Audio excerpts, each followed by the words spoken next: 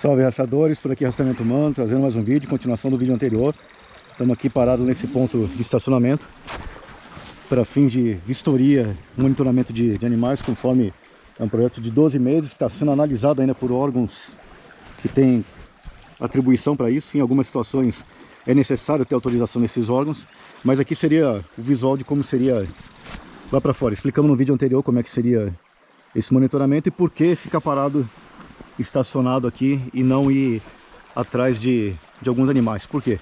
Porque dependendo do tipo de animal, isso varia de espécie para espécie, mas o fato é que, dependendo do animal de interesse, em algumas situações acaba sendo bastante difícil conseguir fazer uma aproximação muito perto de um animal. Isso porque, se pensar em termos de evolução, os animais é como se fosse uma corrida, né? Se a teoria da evolução das espécies está correta ou não, isso é uma discussão que até hoje em dia existe, mas o fato é que existe sim essas concepções de que os animais mais bem preparados conseguem sobreviver e se adaptar àquele ambiente. O mais bem preparado não significa necessariamente ser o mais forte, mas sim que ele tenha a capacidade de maior adaptação naquele meio.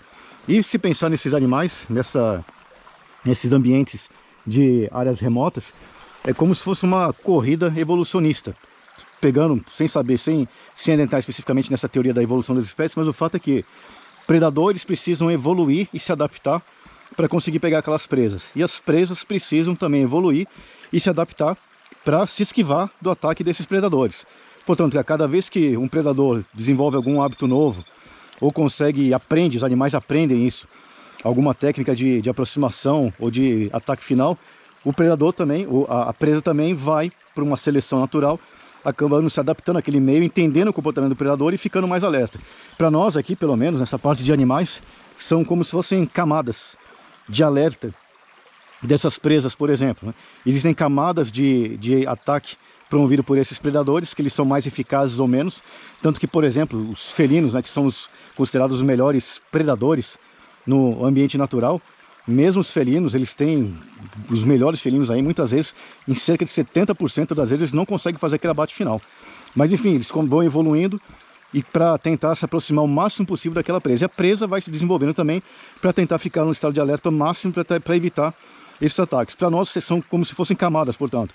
Da parte do predador, o predador tem que desenvolver essas habilidades para conseguir se manter não detectado, naquele raio que ele consegue de aproximação, que ele consegue ter mais velocidade e mais eficácia para fazer o abate daquele animal. E por parte da presa, ela tem que ter também camadas de proteção que permitam a ela, quanto mais próximo eventualmente aquele predador se aproximar, ela ter condições de detectar aquele animal, aquele predador com mais rapidez. Ou seja, quanto mais longe, distante, menos ela terá capacidade. Quanto mais próximo, por uma questão de sobrevivência, ela tem que ter essa capacidade de ficar alerta, um estado de alerta máximo dentro dessa camada mais próxima, para conseguir se esquivar daquele ataque. Por isso que para nós, em algumas situações, não é proveitoso, dependendo do tipo de animal e do tipo de ambiente, do tipo de território, tentar fazer aproximações naquele estilo de ir buscando raça e se aproximar, porque eventualmente nesses ambientes vai ser difícil conseguir chegar numa aproximação, por exemplo,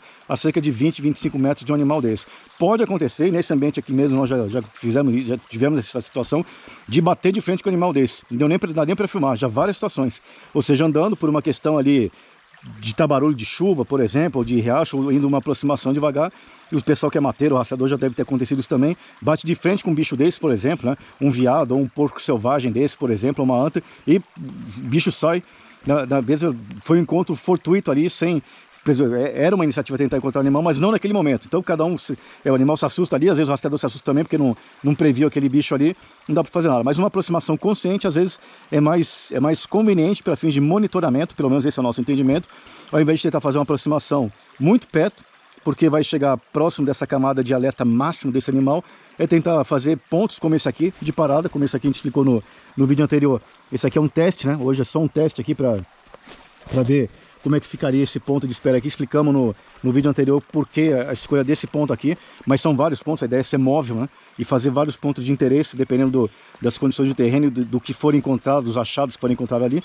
Mas, portanto, porque isso é a nossa opção. Por que não, em algumas situações, especificamente nesse caso aqui, não ir simplesmente tentando seguir, perseguir nessa aproximação desse animal? Porque nesses casos, para nosso entendimento, para esses tipos de animais que é objeto aqui, nesse cenário aqui, em algumas situações, vai ser inviável, tendo em vista a vegetação bastante fechada nesse local aqui, fazer uma aproximação muito furtiva em alguns locais, sem detectar, sem chegar nessa camada mais próxima de alerta do animal.